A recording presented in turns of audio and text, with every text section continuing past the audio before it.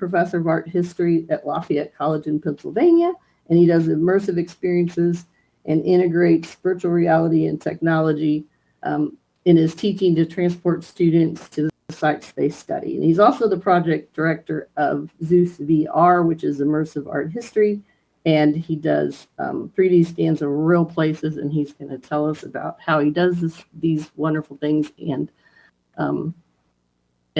so I'm going to sit down and shut up. So this is Eric Hoopy. Thank you very much for talking to us tonight. Thank you, Terry, and thank you all for being here, and thanks, Ray, for the recommendation. It's really, it's. Hold on. Oh, sorry. There. Okay. Can you all hear me? All right. Yes.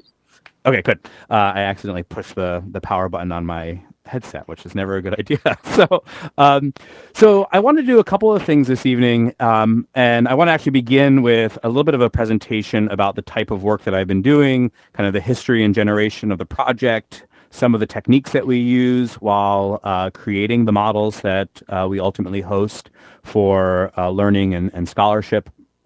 And then later, we're going to actually go and travel through the portals to a couple of the sites that I've set up for us to visit.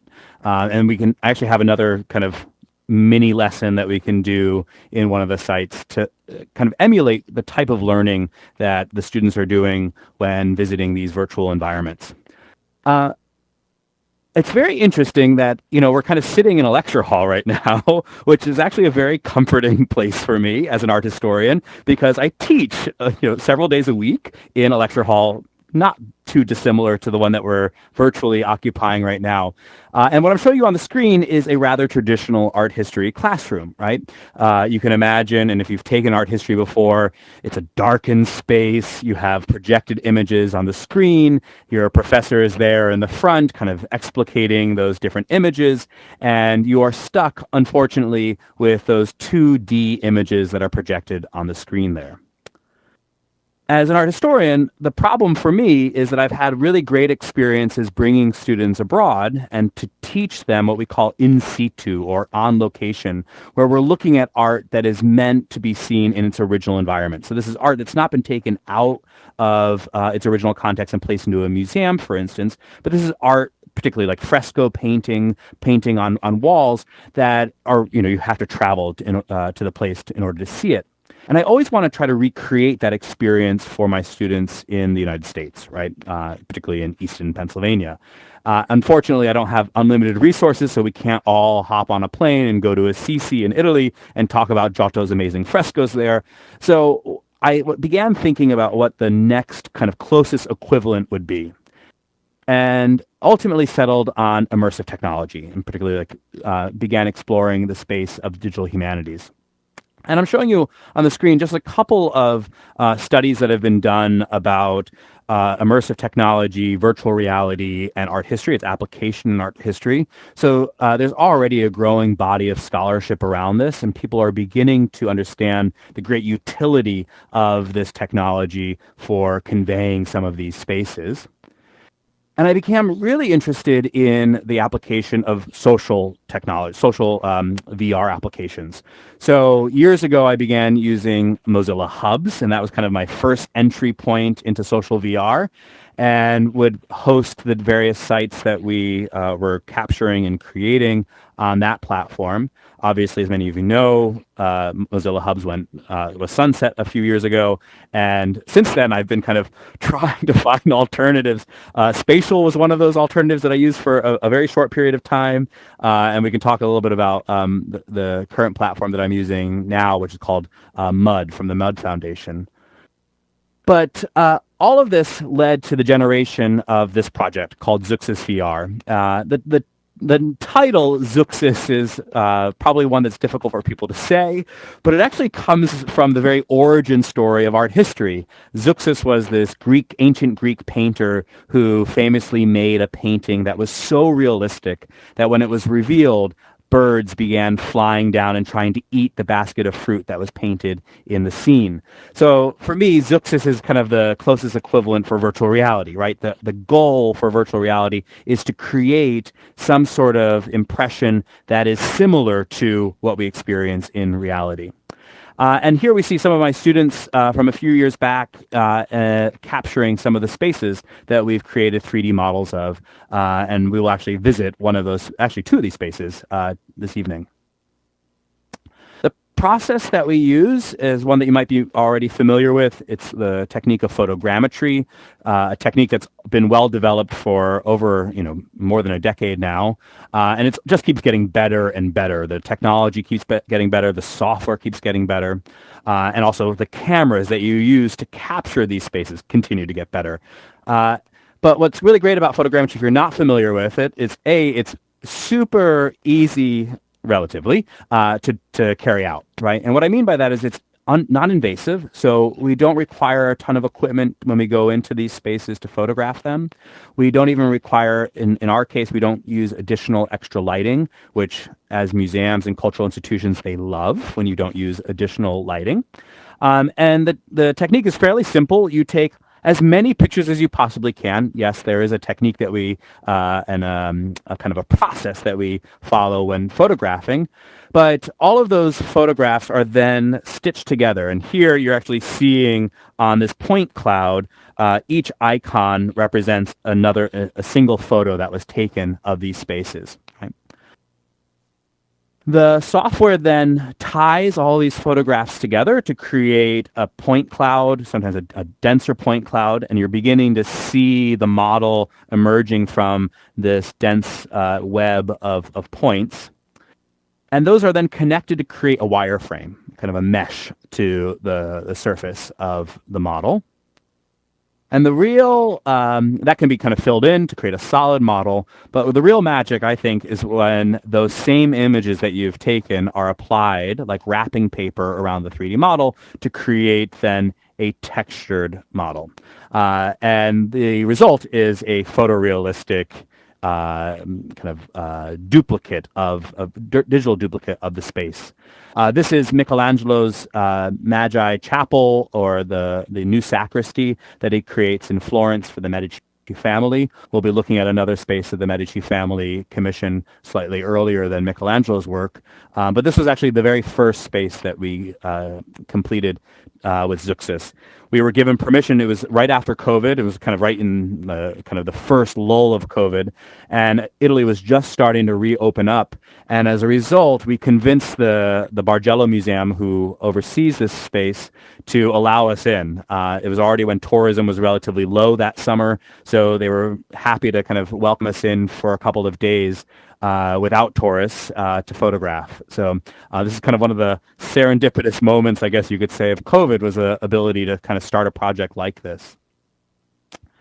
More recently, we've begun using LiDAR scanning. So I also have a LiDAR scanner, BLK 360 second generation, and that helps us create even more accurate geometry for our spaces. In particular, we're interested in creating models that could be measured by scholars if they are interested in doing some sort of architectural analysis of the space. And this just creates an even denser cloud and a more precise model. This is a church, a Byzantine church in Ravenna, Italy, that we did a few years ago. And then all of this is hosted on this new platform, MUD, which is very similar to how Mozilla Hubs used to work. I like the functionality of it. I like some of the features that they provide. It's also open access, which I really appreciate as well.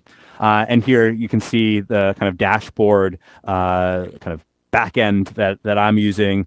So it's a really pared down editor, not too dissimilar from something like Unity or Unreal, obviously not as capable as those. But I like that, especially as an educator, especially as an art historian. I don't want all the functionality of Unreal or of Unity, because I just get overwhelmed in that case.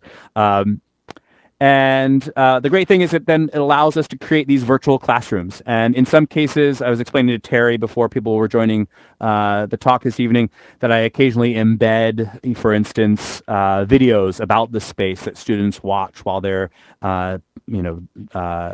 exploring. and it gives them an activity also to do while other students are kind of loading in, because it takes time, as you can imagine, to get 20 students into their VR headsets into the same space. So this kind of enhances that experience a little bit more. And here's a class that was being run in one of these platforms. I think this was probably a Mozilla screenshot, but I love that you have the functionality of a laser pointer, which I'm of course very familiar with as an art historian, using a laser pointer in my normal classroom. And then we can also draw on things, so we could draw on the walls and draw on Michelangelo's sculptures, which my students always think is really funny. And it's a great kind of additional enhancement that would not be possible, obviously, in the real world. And here we have students that are, completing various activities. They're drawing on the walls, trying to find different iconographic features, as I often ask them to do certain activities while they're visiting the spaces. They can fly up to the ceiling, which again speaks to the utility of this technology, right? That you have increased access, increased accessibility to some of the spaces. You can't go flying up into the ceilings of the Magi Chapel on a normal day. Here we see students that are in another space that we did. This is the Scrovegni Chapel, considered one of the great hallmarks of early Renaissance painting, work done by Giotto in the early 1300s. And what I like about this is, it maybe is providing a model for a different type of classroom, right? Not the lecture space that we are currently in, but a space that looks something like this. This is actually a picture from one of my classes where all the students have their headsets. They're all visiting that new sacristy by Michelangelo, and they're having a good time, kind of feeling as though they are really there and that they are really present. More recently, I've begun exploring the possibility to enhance these experiences by adding furniture, by maybe doing some alterations to the spaces to help contextualize them. In this case, we're looking at a room that was used for dining. This is called a refectory. And so the monks would have been located around the perimeter of the room, not unlike what we're seeing in the painting here. So they would have almost been continuous with the painting, right? They would be having a Last Supper of sorts as they take their meals every evening, and are kind of in dialogue then with the painting that we see adorning the walls here. And this is one of my favorites that we have recently done. This is a monk cell in Florence. This is all from the same space, this convent of San Marco in Florence. And this idea actually came from students. Students were asking, like, when we were photographing it, what was it like to actually live in one of these rooms? And when you visit San Marco today, there is no furniture. So you just see the painting on the wall. And it got me thinking of, okay, well, what would the lighting be like? What would the furniture be like? And it automatically gives us then this kind of experience of what it would, a sense of the feeling of what it would be like to be a monk living in this space, and also then seeing the same image every day, right? And praying before this image day and night for years on end. So it kind of begins to approximate that kind of experience. You don't need to read these, but students so far have been absolutely loving this new enhancement of their classroom curriculum. Sometimes I offer a survey at the end of each semester, and I ask for some feedback. And students tend to be really honest about, what's working well and what needs improvement.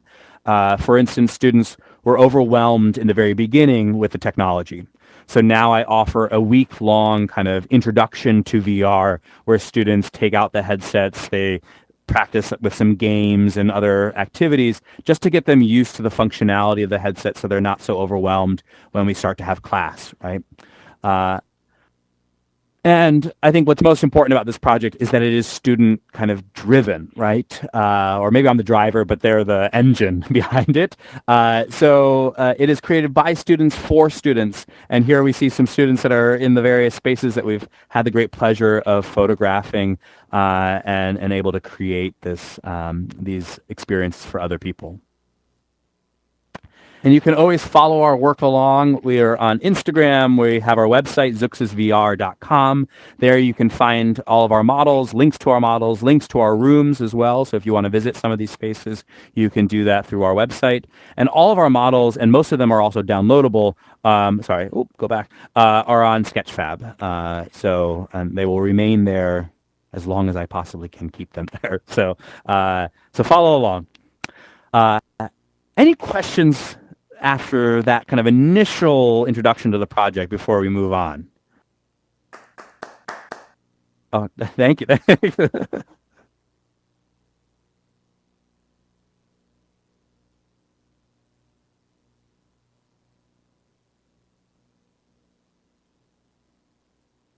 Wonderful presentation. Thank you. Thanks so much. So I want to do something I want to do like kind of a test case with all of you, if that's okay. And I want to begin here because we're in a very conventional classroom, right? We're in a lecture hall. We have a 2D, although we're in a 3D world, or at least I'm in my headset, so I'm in a 3D world, but we still have a 2D projection on the screen. And I want to introduce to you this space, like we're in an art history class, right? I'm showing you two images of Benozzo Gozzoli's Magi Chapel. This is a private chapel created in the 15th century for the very wealthy Medici family of Florence. The Medici were a banking family in Florence, and they amassed an exorbitant wealth because of their banking operations and other business operations that they have, particularly in the textile industry. But as a result, they become one of the preeminent families in Florence. And they begin to expend their money, their capital, in new ways. This is partly because at this time in the 15th century in Florence, there is this new idea that by giving back, by making beautiful works of art, making beautiful works of architecture, you are in some ways participating in the creation of magnificent structures, magnificent places, and really creating a view of making the city itself more beautiful. So we're looking at one of the kind of really interesting expressions of this new idea of magnificence, with the expenditure and the paying of Benozzo Gozzoli, the painter, to create and decorate this private chapel. So this is not a church in the traditional sense, right? This is a private space inside the family's home that allows them to not have to go to church. They can instead go to their private chapel space and practice their devotion there, right? And you can see kind of on the screen here that we have an altar piece. I'll walk up to the screen here. We see the altar with an altar piece here by another artist. Oh, sorry. We also then see some details on the screen. The subject of the painting is the procession of the Magi, right? And we see this long procession happening through the painting here. And in fact, many members of the Medici family are shown in that biblical scene. Right, so they're even putting themselves back in history and saying, like, "Oh, we were there. We were one of the kings that were going to greet the Christ child." Now, this is all great, right? But the problem is, well, what's happening on the other walls? And I can't show you that unless I show you more slides. And the problem with that then is that the slides become disembodied from the space itself, right? Now, you can get a lot of information from a rather traditional kind of art history seminar like this, or art history class like this. But it would be even better if we could go and start to make sense of this space by actually looking at the frescoes, looking at the paintings on the walls, and how they relate to each other, how they relate across the space physically, right? So to do that, we're luckily a small enough group. I would suggest that we all go through the portal, and we will go to the Magi Chapel, okay? I'll meet you there.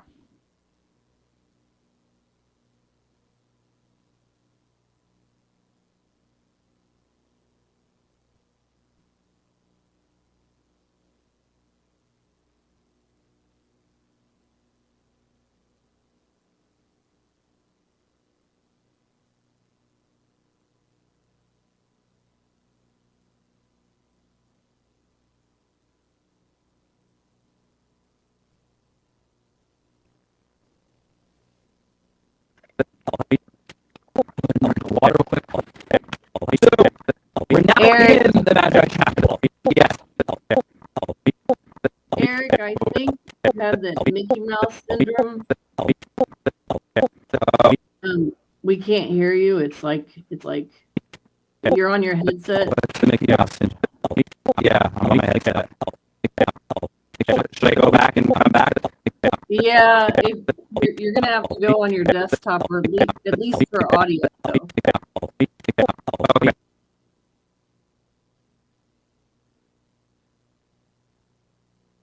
Whew. Is it okay now? In here? It's okay now, right? Somebody go off mute and say something.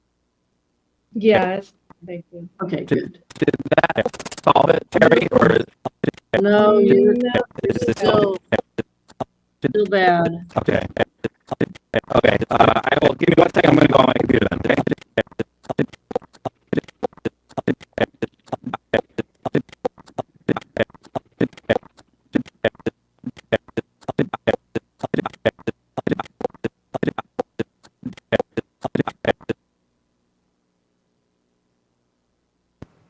Someday.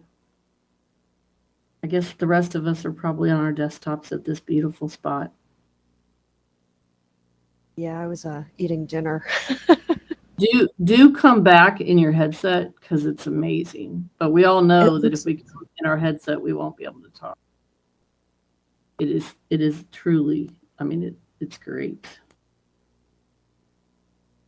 Now you got to push M to go. I've actually mute. looked on the website and seen some of Eric's other spaces, and they are all really incredible in VR. Can you guys hear me now? Am I? You're wonderful. You're wonderful now. I can hug you in virtual reality. Okay, so you are in the Magi Chapel, which is a pretty amazing space. Can I just ask? I'm going to ask you questions, if that's okay, and just feel free to unmute yourselves. What's your first impression of this space?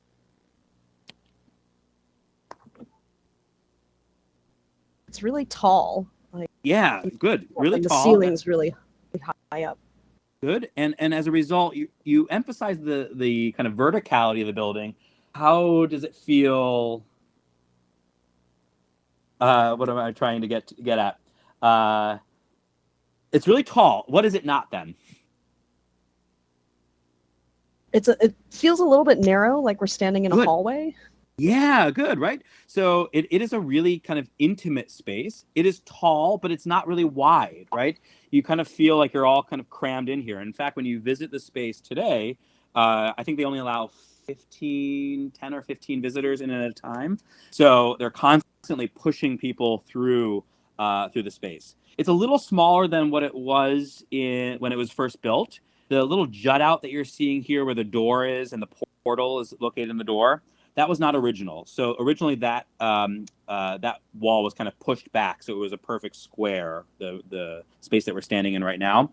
But that wall was changed to make room for a staircase that's beyond it right now. So a later addition to the palace. But otherwise, it's a really intimate space, and I think that's for a few reasons, right? This has never been done before in Florence. So people are trying to figure out what to do and how to create architecture like this, because this architecture just didn't exist otherwise, right? In fact, the family has to get special permission from the Pope to make this space because, you have to go to church. You don't have private chapels. So this is totally revolutionary architecture, right? And I think they also keep it small because there's only a few family members that would be given access to a space like this. So rather than having a grand church or something like that, you have a rather intimate space for the closest members of the family to participate in, right? What else do you notice about it?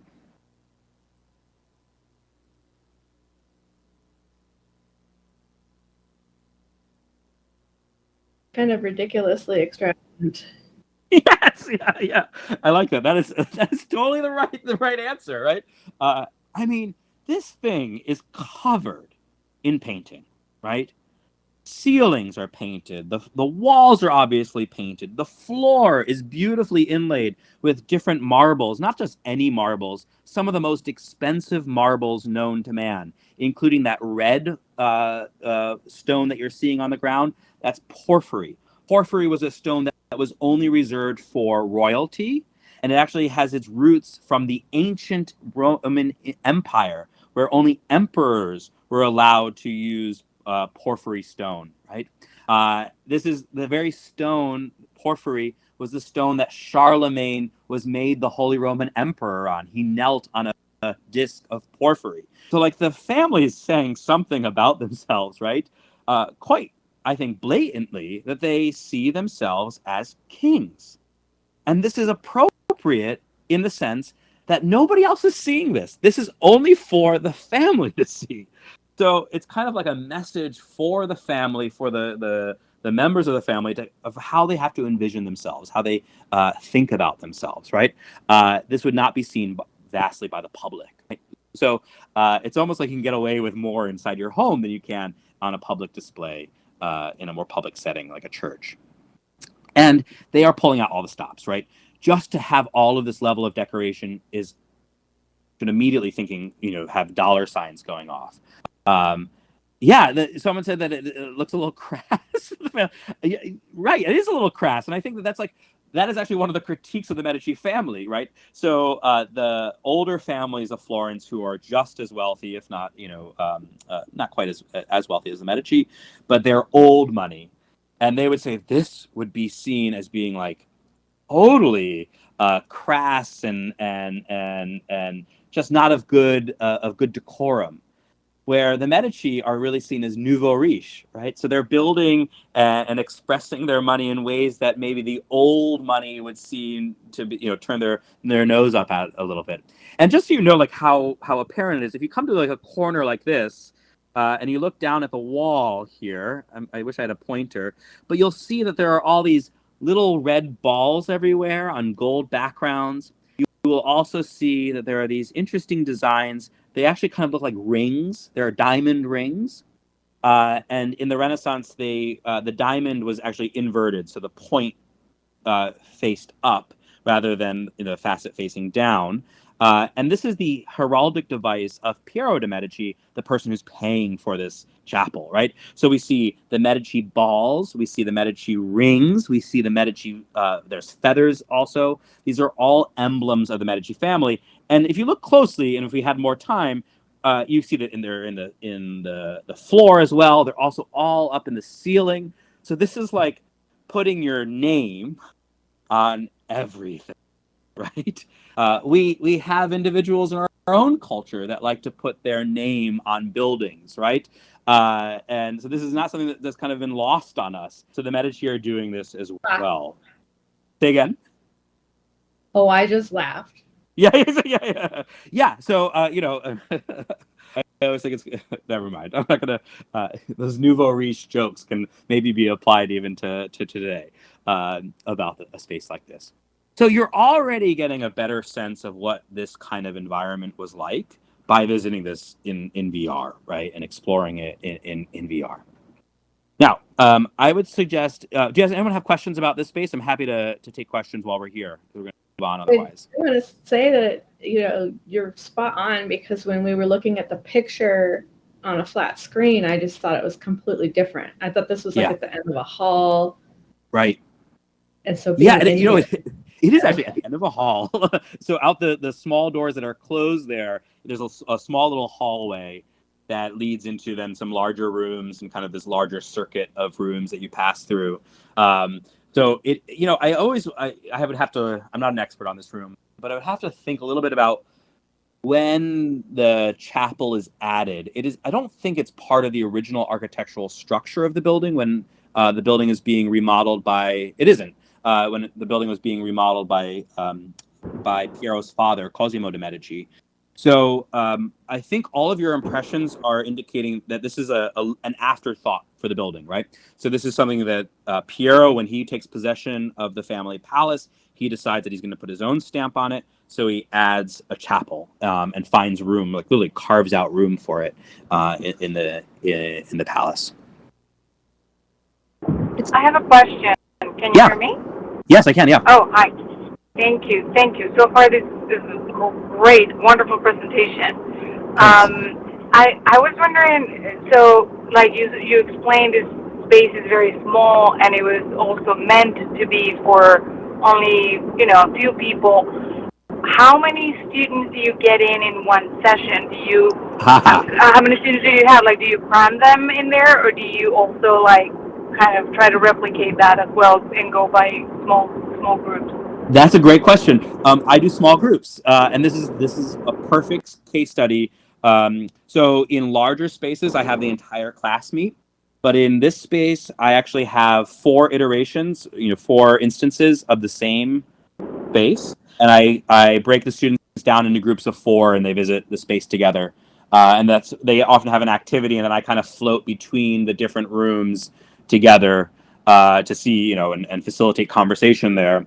But I really want them to get that sense. I have in the past also tried to cram them all into one room, and they're all like on top of each other, and there's this weird thing that sometimes happens where like they appear in each other's bodies, so they're in each other's avatars, which is super uncomfortable for everyone. But that's also part of the point, right? That this space isn't meant for 20 people, right? And I love that activity because it really drives home that point, and they remember that. Thank you. And Yeah. also, can I have another question about? So earlier you were talking about like the kind of equipment that you used to create this. So what did you use to create this one specifically? Yeah. So this room was photogrammetry, created with photogrammetry. We have Sony A7R4 cameras. We have 2 of those that we're running in this room. So two people were photographing, myself and a student. We use a tripod. There's no additional lighting, so we use the natural lighting of the space.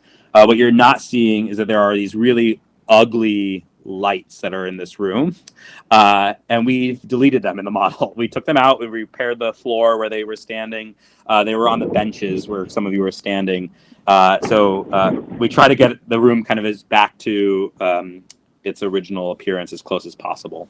We actually want to push, for instance, that wall that was altered at some point. We want to push it back because if you look, I don't know if you can see this, but if you look at the king that's on the white donkey, so he's there in the corner by the door, but the back of the donkey, the butt of the donkey, is then on the other wall. So it's been separated and disconnected. So I would love to one day kind of put them back in the space. And then and then also we use reality capture, which is now I think has a new name. Just got a new name this week. Capturing reality or real capture. I don't know. It's owned by Unity, and that's our photogrammetry software that we use. Oh, well, great, thank you. I feel like I'm gonna reach out to you later to if that's okay. Absolutely. To maybe have a deeper conversation on how these can be implemented somewhere else. I work at California State Long Beach. Oh, great! Yeah. Mm-hmm. So I would love to learn more about like the process you follow and how to work with faculty on these things. So yeah, thank absolutely. You so I actually much. have a good friend who just retired from there, who's a class assist. Oh, yeah? So I'm working with another class assist about creating like archaeological sites for students to explore and that kind of stuff. So absolutely. Yeah. Awesome. Reach out. Thank you. Yeah. Great. How do you get access to locations like this? And do you run into huge bureaucratic issues with like permissions to share it? Yes. That's a short answer. Yes. So the planning starts several months before we go in the summer, and I start by reaching out to each of the lending institutions. In Italy, the structure is a little different. You not only have to write to the cultural institution, so to the museum. In this case, it's the Museums of Florence is who oversees this space. And then they also have to reach out to the Minister of Culture. and the Minister of Culture for that region, Tuscany, Lazio, or whatever, will then sign off on the kind of project. Each region has their own rules, right? So some regions are really strict and other regions are a lot more relaxed and kind of leave it up to the museum to make those decisions. This summer, I just got back about a week and a half ago, and we were in Italy photographing 3 sites. One site allowed me to photograph it and create the model, but the rule was that model cannot be shared. It can only be used for Lafayette students and at Lafayette College. I don't like that kind of agreement. I try my hardest to get everything under a Creative Commons license, fully accessible. And so far, we've been pretty successful. Only 2 of the now 20 some odd sites that we've done have had restrictions on it. They kind of see the utility in creating, more accessible cultural heritage sites, because honestly, this is what's going to then drive interest. I believe, at least, this is what's going to drive interest in these spaces. And it's not going to. It doesn't replace travel, right?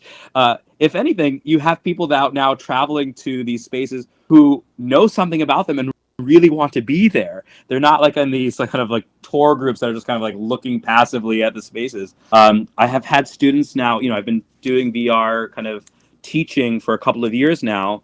And my favorite thing is I get letters from students in the summer that finally go and visit some of these spaces. And they're like, wow, it's so similar to what we experience, or it's so different, and how it's different, and how it kind of cued them into looking better when they finally visited them. Awesome that you're able to do that. Yeah. And it's great to, it's a great opportunity for my students to be able to kind of join and do this work too. Okay, we have one more room. If we want to kind of go through the portal that's over here at the door, we can look at another space. I kind of have 2 more rooms, but we'll keep it short. But I'll meet you on the other side. Everybody go through. I know y'all know how to do it. Oh, shoot.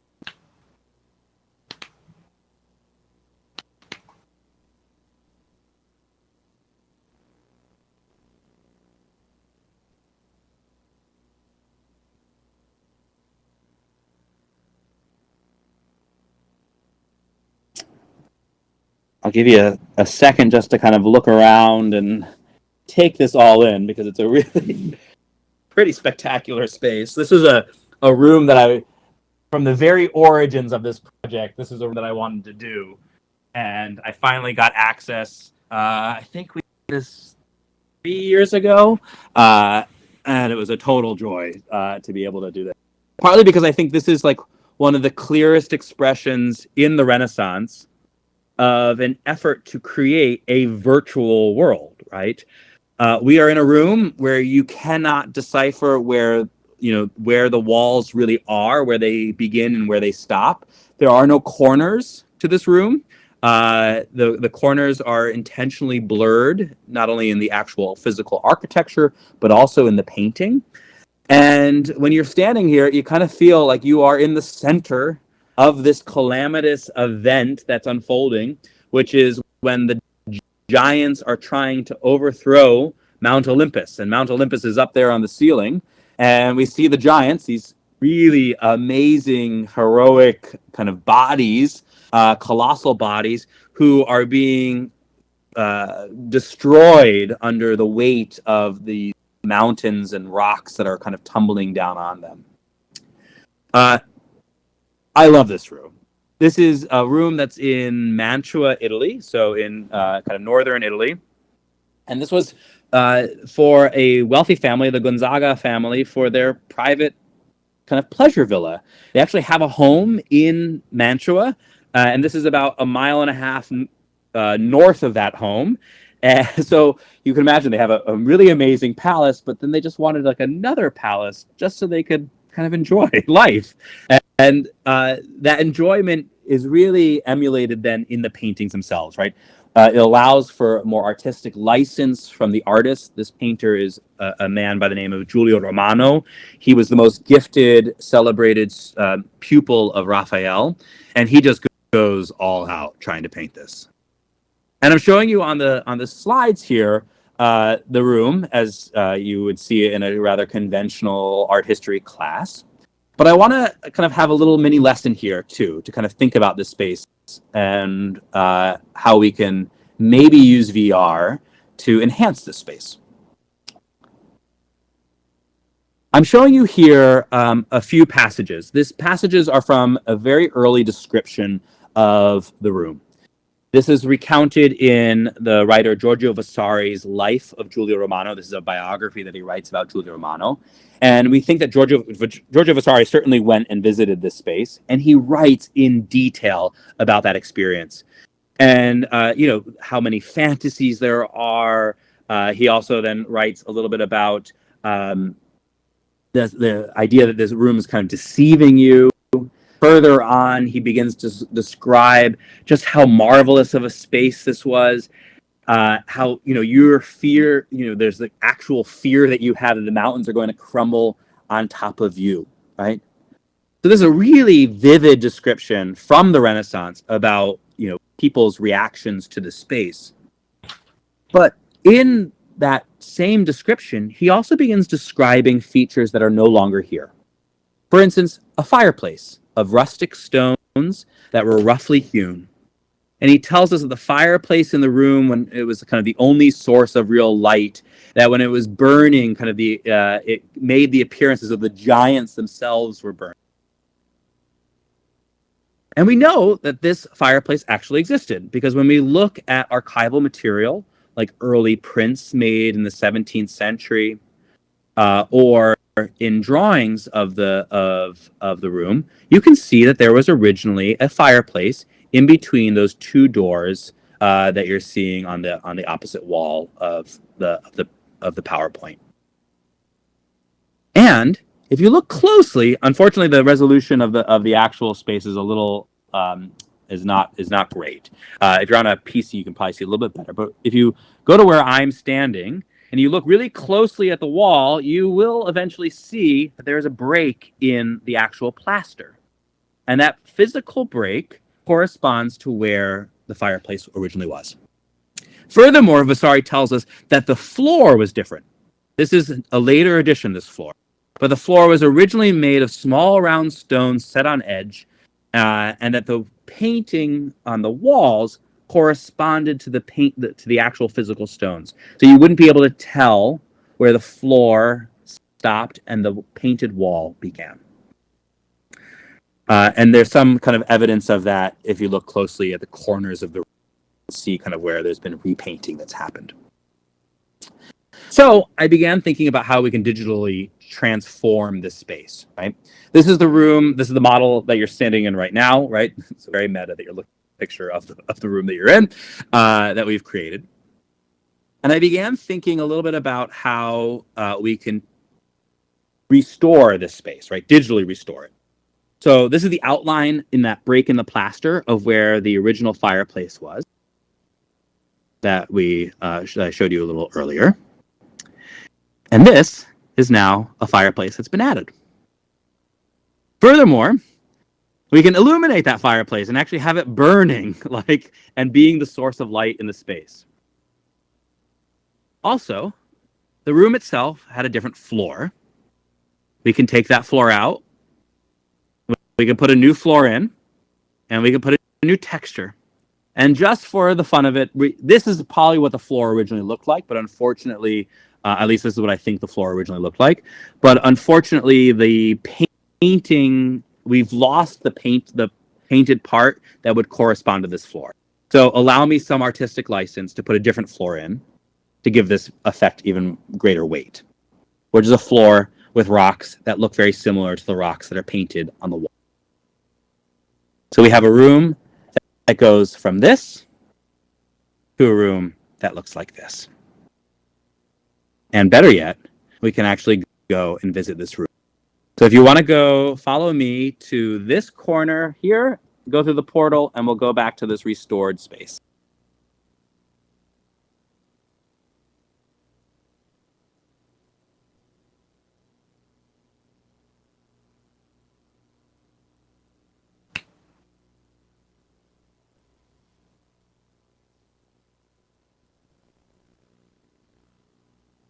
Now, I'm not listen, my 3D modeling skills are really limited, okay?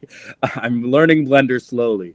But I would love to beef up that animation of the fire. I've done it in other platforms where it's roaring fire. And I was really trying desperately to put a sound clip in here of the crackling of a fire, right? Just because you would get them the experience of what it would sound like, the crackling of the fire. And you know, sometimes that fire kind of just bursts and you kind of flinch. And at that same time that you flinch from the crackling of the fire, you're kind of flinching because the room itself is caving in. You can imagine how the drama of the light, right, would change, kind of create this really eerie experience here. And in fact, if you look at the wall where the fireplace is, you can see that there's actually little flames that are coming out from between the rocks, right, up higher. And that's because this giant that's being buried in stone is the giant who, according to mythology, is located under Mount Etna, right? So the fire is then the source of the fire of the volcano that comes up as a result.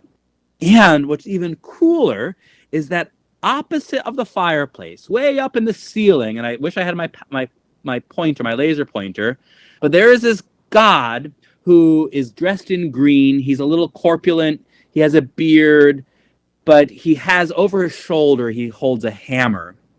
And that god is Vulcan. Vulcan, who's the god of the forge. And he looks down at his fireplace, right? So he is the god of the hearth. So he is there to kind of watch over the fire. There's some accounts that maybe even in this space there would have been kind of sound effects. In fact, we know that because of the architecture, these walls are all whispering walls. So if you were to go into the corner, you could hear someone that's on the opposite side if they just whispered to you. But there's even some, perhaps, you know, I could imagine, I really want to find evidence of this. I don't have evidence of it, but maybe that thunder sheets would have been used. So there would have been kind of like the clasp of thunder and lightning that would have kind of enhanced that kind of experience as well. Any questions? Oh, thanks. Yeah.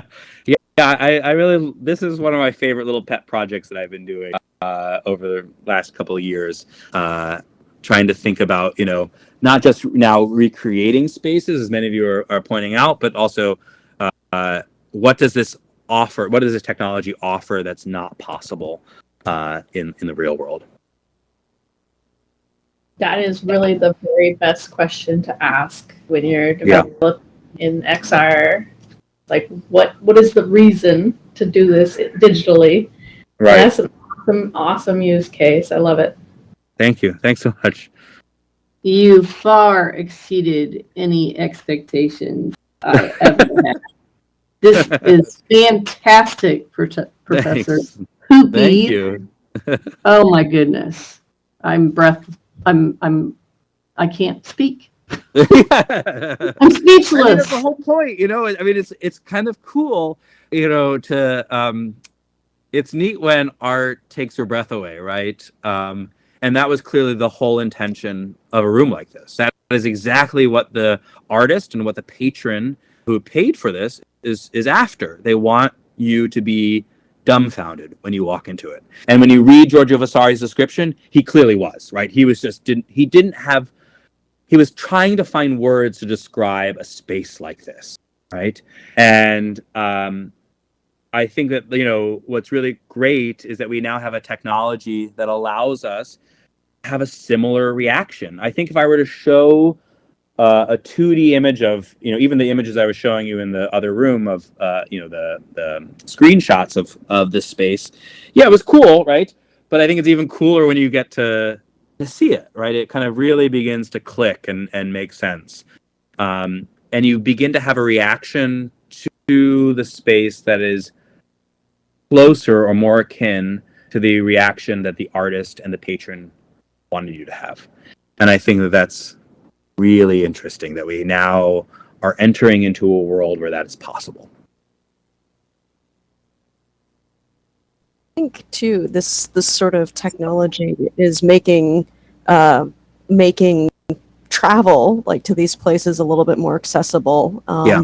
Like the technology, like, the headsets are still kind of unaffordable for Sure. many population, but the fact that you could still view these places in a web browser, for example, and for somebody who's probably never going to make it to Italy for any number of reasons, like this is so amazing. You're actually kind of sharing the world in a really, really unique way. Thank you. Yeah, no, this is something that I think a lot about, right? And I don't ever want to imagine that I'm creating a true substitute for travel. But the reality is that not everyone can travel, right? For various reasons. For, physical ability, for financial ability, time ability, right? All these resources that you need to have at your disposal in order to travel. So this allows for people to kind of have an experience. Also, it's really important for me that I continue to develop for WebXR applications, because I want people you shouldn't need to have a headset to have access, right? And I provide models that are both higher. We have higher fidelity models, high resolution models that are available, but then we also have really low resolution models that can work on a phone, right? And that people can then just use their iPhone or smartphone and pan around and look and experience these spaces. I have a former social studies teacher from when I was in middle school who can't travel, and she wrote to me recently because I post to these rooms, and just like how delighted she is whenever I post a new space, because she gets to experience it when she knows that she'll never probably get there in person, right? And that's like awesome. That is one of the cultural heritage is everyone's heritage. So to create access to these is really important. Yeah. Well, Public schools. Yeah. Sorry, go ahead. I just want to say that is also improving like society in general, like something that's really important to the like growth of a human being is to get out of their own little community and see the world. And for a lot of us it's not physically possible, but like you're expanding minds, showing things on the other side of the world that a lot of people may never get to see in real life. It's good for everybody. Sorry, Yovi, go ahead.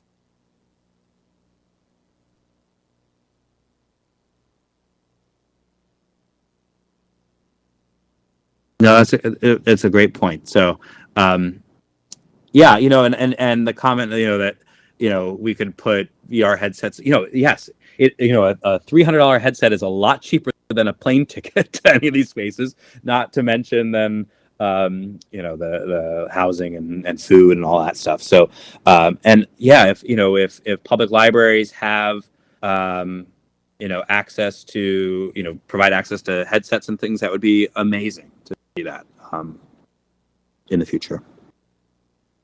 Professor Hoovy, you probably didn't see Kevin Adjective Beaver's comment about hearing. It's so cool to hear your excitement as you explain all this, because you could hear it in your voice. You were as excited as we are to see it, and you were excited. You were excited to see. I mean, you couldn't see our faces. Actually, we were on mute, so you couldn't even hear our comments. So you didn't really get to experience how excited we all are until right now. And then you can just tell, and you can tell by our questions. And I'm kind of wondering to me, I was going to ask you what your vision for the future was, but this is so cool. I'm curious where you started and what is your vision? I mean, this is extremely cool. And I just did it on the desktop so that I'd have audio, but I know I've been in these sites, and please leave them up for a couple weeks so people can come back in their headsets. Yes. But, what do you want beyond this? So, this all started with actually a Google Cardboard back in 2018, probably 2018, when I was creating like 360 tours, static images of various sites. And I thought that was, super cool. And then that led during COVID to like the idea of creating actual VR environments. So, where do we go from here? We go from here by expanding the catalog. I think that's really important. I also think it's really important that educators and scholars really be involved in this creation process. One of the things that I'm really skeptical of or reticent about is the idea of like tech companies kind of automatically going in and doing it all themselves, because there are certain questions that scholars ask, particularly in how we teach these spaces and convey these spaces to a public, that I think need to be considered in the back end before you go and actually photograph photograph them. Building the catalog out. So every year we try to do 3 to 4 sites to kind of expand. We are right now working with a library in Italy. This is a Biblioteca Malatestiana library, which is the oldest civic library in the world. It is the second public library in the world. And what I mean by civic library is it was owned by the citizens of this small town. It was opened in 1457, I believe, was the date that it opened. Very few people go to Cesena to go visit this library. And I want them to go because it's one of the most amazing spaces. We were just there a couple of weeks ago photographing it. And we were talking to the people in heading the library, and one of the things that they want to do is have our model on their landing page, so that people can explore it, and get to see the space before going to visit and kind of drum up interest. But then we also want all of the books of this library are still in the library, right? And they've been digitized. So what we want to do is we want to create an application where when you're visiting the virtual library, you can then sit down at one of the desks and pull out one of the books and flip through the books, right? And kind of read in the library like you were reading in the Renaissance. And all of that technology exists. All of the code exists for this. So I'm working with several scholars to kind of get this implemented. But kind of creating more experiences like that would be great. I would one day love to have an independent app built that would allow for really the public to use, and probably have like more guided tours or maybe other kind of facilitated facilitated viewing for people of some of these spaces.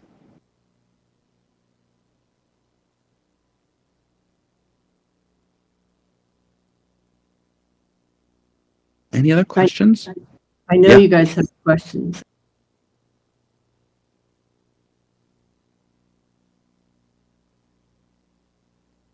I think Yogi was trying to say something, but has had trouble staying in the... Oh, in the room? Yeah. I did put one more room here if you want to go see it. It's the Piccolomini Library. It's this portal over here. We can meet there, and we can eventually bid our dues there. But it's another space that I love to kind of show off too. So I'll meet you there.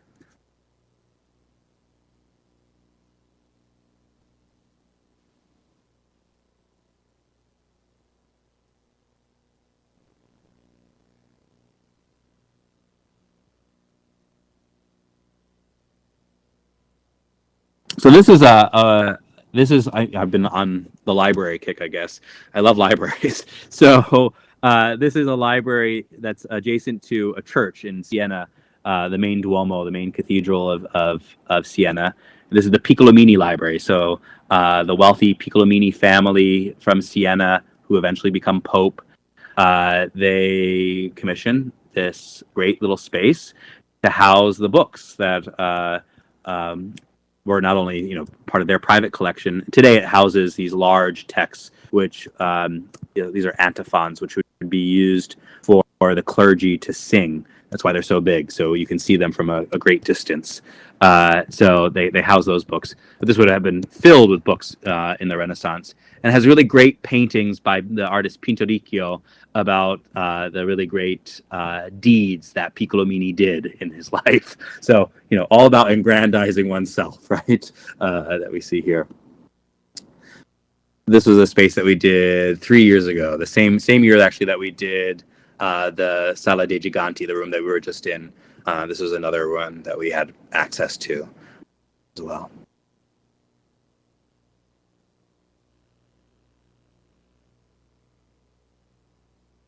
Very cool. I had a question about you mentioned like wanting like an app. Yes. Have you checked out Vertex Farm 3D? I have not yet. No. It's Can you send me that information? Oh yeah. Okay. Yeah. Are we already connected on LinkedIn? We might. I think we probably are. Yeah. Okay. I'm just, I'm an art historian, so I'm very bad at LinkedIn. So Terry, you're lucky that I didn't read your message because I'm trying to get better. And some of this is all still out of my league, I would say. So I'm a pest, and You're doing great.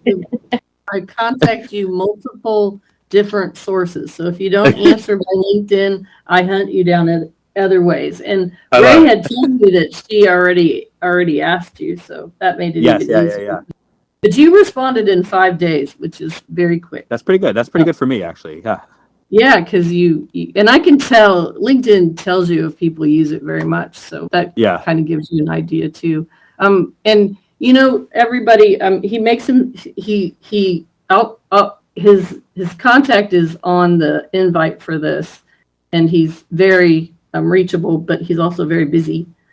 And also, and if you want to travel, don't think you can't. This inspires you to go places. And the only thing I wish is I would have done it sooner. And I thought traveling was a waste of money, but my art history teacher inspired me, and it took me a long time to ever go. And don't wait. And when you go, of course you're going to want to go again, but you can do it in an inexpensive way. You can buy cheaper food. You can get there in an inexpensive way. So let this inspire you. Don't wait decades to go. Yes. Yeah, absolutely.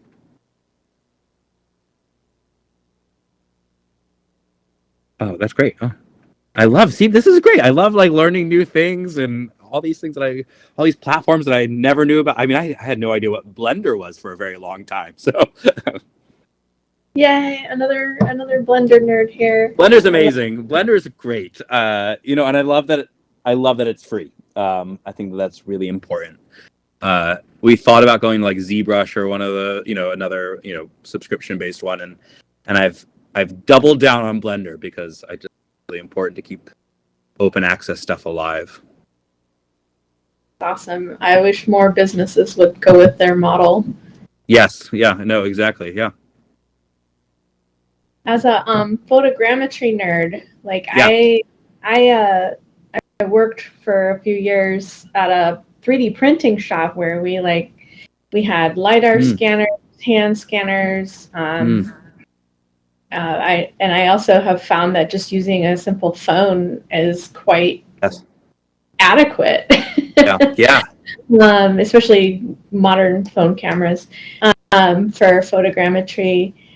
How do you decide what to touch up and what not to touch up? Oh, yeah. Oh, that's a really hard question. First of all, I want to second that the mobile device can make really great models. I'm actually about to head to Miami next week to run a workshop for the Mud Foundation, and while I'm there, I'm also going to do a workshop on mobile photogrammetry. And there's several spaces actually on our website that were mobile captured, and we always tell you how we capture in the metadata, these spaces. And so, yeah, the technology is getting so good right now, which is pretty awesome. And you can process these things on a mobile app, which takes only a couple of minutes, as opposed to when we're doing it on our software, where it takes sometimes a couple of days to do it. The decision on what we touch up. Gosh, I don't have a very good answer for you. Besides the fact that I have a general rule that I try to remove any stanchions, like anything that is in the room to prevent visitors from touching the walls, right? So fencing, that kind of stuff. I think in this room, let me look to see in the corner. Yeah, it's still there. There's a fire extinguisher in the corner on the left by the door.